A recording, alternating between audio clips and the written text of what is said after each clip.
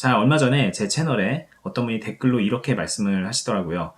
제가 주식을 하다 보니까 점점 욕심이 없어집니다. 그냥 지금은 원금만 찾고 싶습니다. 라고 말씀을 하셨는데, 오늘 제가 이제 원금을 찾는 것과, 그리고 욕심이란 것, 그리고 우리가 이제 추가하고자 하는 것을 이루기 위해서 무엇을 어떻게 해야 되는가에 대한 얘기를 드리려고 하는 겁니다. 주식을 하면서 원금 찾는 게 목표인 분들이 있기 때문에 제가 이제 그런 분들께 어떤 식의 마인드가 필요한지, 그리고 무엇을 해야 되는지에 대한 팁을 좀 드리려고 하는 거니까 한번 좀 들어보셨으면 좋겠습니다. 이제 주식을 하는 사람들은 처음엔 다 그렇게 생각을 하죠. 내가 이 가격대 샀으니까 나중에 이게 가격이 이렇게 떨어졌을 때, 여기서 이 원금으로 올라가는 그 길은 원래 이거였으니까 당연히 이렇게 올라갈 가능성이 있다고 생각을 합니다. 그런데 생각해보면요. 내가 이때 사서 떨어진 다음을 그냥 제쳐두고 이때를 기준으로 생각을 해보면요. 이때 기준에서 다시 원금이 간다는 거는 이만큼이 무조건 올라야 되는 상황인 거잖아요. 그러니까 사실상 내가 원금을 기다린다라고 생각을 하는 거는 욕심이 없는 게 아니라 내가 잃어버린 것만큼 실제로는 그거보다 더 이상 더 수익이 나는 거를 바라고 있는 되게 욕심 가득한 상태라는 거를 좀 이해를 하셔야 돼요. 내가 원금을 지키는 게 목표다라고 주식 생활을 하면 내가 뭐 10,000원에 사면은 그냥 10,000원만 지키면 되는 문제잖아요. 근데 이게 8,000원이 간 순간 이미 그 순간부터는 2,000원이 올라야 되는 거예요. 그리고 2,000원 떨어진 거, 2,000원 오른 거 뭐 동일하게 보일지 모르겠지만 퍼센테이지로 생각을 해보면 10,000원에서 8,000원이 가면 마이너스 20%인데요. 8,000원에서 10,000원이 가려면 20%로는 부족합니다. 1,600원밖에 안 되잖아요. 8,000원에서 20% 하면 1,600원에서 9,600원밖에 안 돼요. 그래서 뭐 22%든 23%든 내가 잃어버린 것보다 더 많은 수익을 내야 되는 거기 때문에 원금을 가려고 내가 주식을 한다. 나의 꿈은 원금 회복이다. 이렇게 되는 순간, 그렇게 돼버리는 순간 이 주식은 전혀 되게 절제되어 있는 주식이 아니라는 거죠. 오늘도 제 얘기를 듣다 보면 어김없이 뼈를 맞는 듯한 느낌을 받는 분들이 있을 텐데요. 저도 이렇게 뭐 말을 하면서도 편치가 않습니다. 왜냐면 저도 10년 전부터 주식을 막 해오면서 그동안에 겪어왔던 것들이 있고, 제가 여러 가지 경험을 해오면서 후회했던 것들이 있고, 그런 것들을 다 아는 상황에서 여러분들께 이렇게 말씀을 드리는 게 그렇게 쉬운 얘기만은 아닌데, 그럼에도 이렇게 말씀을 드리는 거는 분명한 것은 주식을 내가 하는 상태에서 단 1%가 되더라도, 단 2%가 되더라도 수익을 내는 거를 목표로 하는 순간 그거는 욕심이 있는 상태인 거예요. 내가 욕심이 없습니다라고 말을 하면 안 되는 거죠.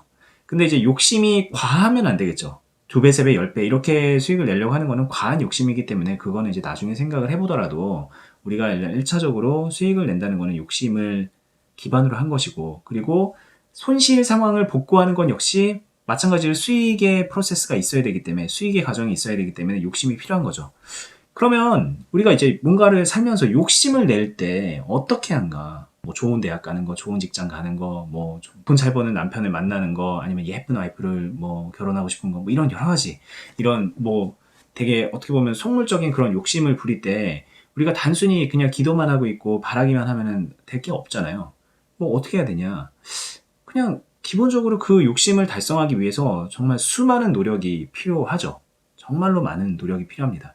그런데 이 주식이란 거를 많은 분들이 노력 없이 할 수 있는 것처럼 말씀을 하세요. 정말 너무 많은 분들이 그래서 저는 좀 걱정이 됩니다.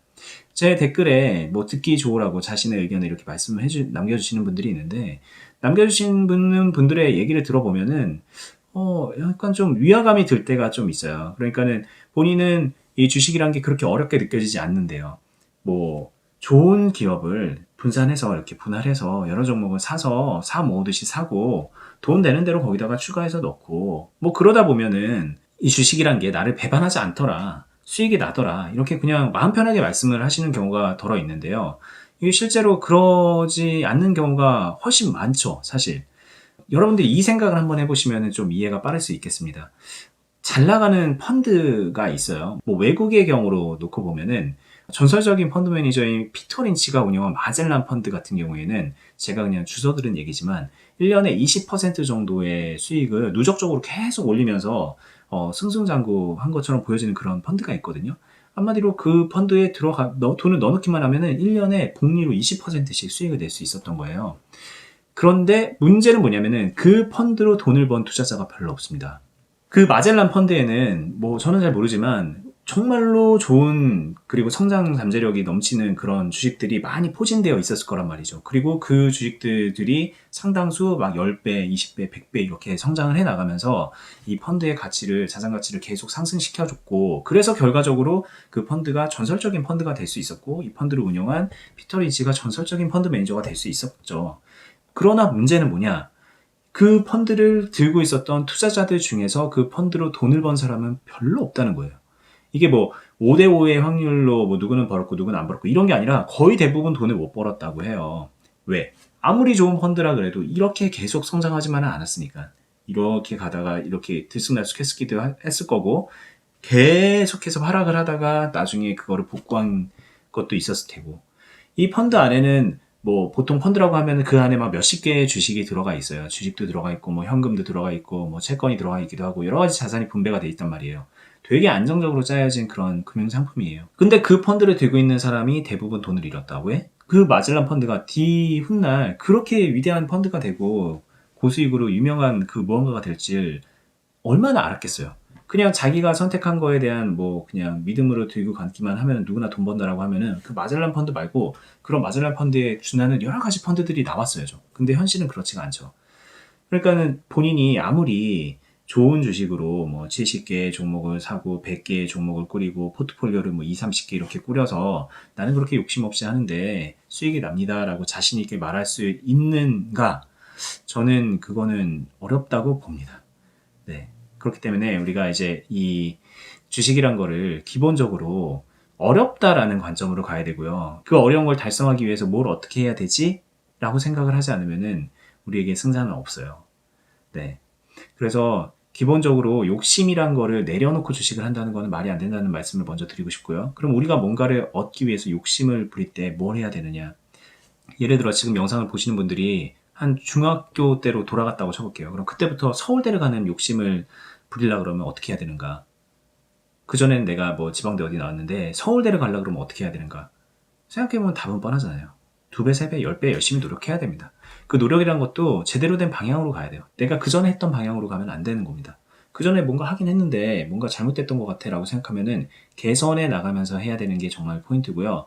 그 개선의 포인트들은 뭐 제가 유튜브에서 늘상 말씀을 드리고, 그리고 실제적으로 어떻게 해야 되는지는 머니스타 주식 빌드업이라는 또 다른 유튜브 채널에서 또 말씀을 많이 드리고 있으니까는 좀 참고를 해 보셨으면 좋겠고요.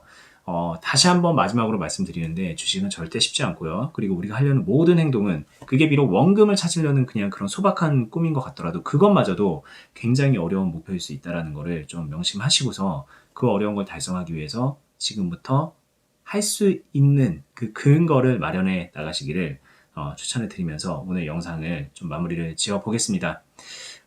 저는 이제 아까 말씀드린 것처럼 지금 보고 계신 머니버디라는 채널 말고 어니스트와 주식 빌드업이라는 또 다른 유튜브 채널에서 여러분들과 소통을 하고 있고요. 양 채널이 좀 약간 성격이 달라요. 그리고 약간 좀 어떻게 보면 수준도 좀 다르고요.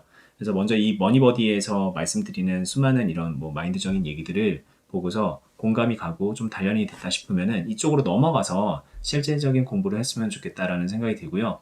여기서도 이제 좀 충분히 했다라고 생각이 들면은 저희가 또 하고 있는 투자 클럽이 있습니다. 클럽에 오시면은 함께 훈련하고 함께 경험을 쌓으면서 그러면서 여러분들이 수익도 만들어내고 실력도 향상시킬 수 있는 그런 토대가 되니까는 한번 좀 참고해 보셨으면 좋겠습니다. 참고로 그 클럽은 네이버에서 주식 빌더 공유 카페라는 이름으로 검색을 하면은 그러면은 가입을 해서 확인해 볼 수가 있고요. 머니버디, 머니스타 주식 빌더, 그리고 주식 빌더 공유 카페 요 세 가지, 그리고 제가 또 추가로 하고 있는 재테크 카페, 흥부야 재테크 하자 카페, 뭐 다 유익한 카페들이고 뭐 유튜브 채널들이고 그러니까는 참고하시면서 주식 생활, 재테크 생활, 자산 관리 하셨으면 좋겠습니다. 저는 다음에 더 유익한 영상으로 찾아뵙도록 하겠습니다. 감사합니다.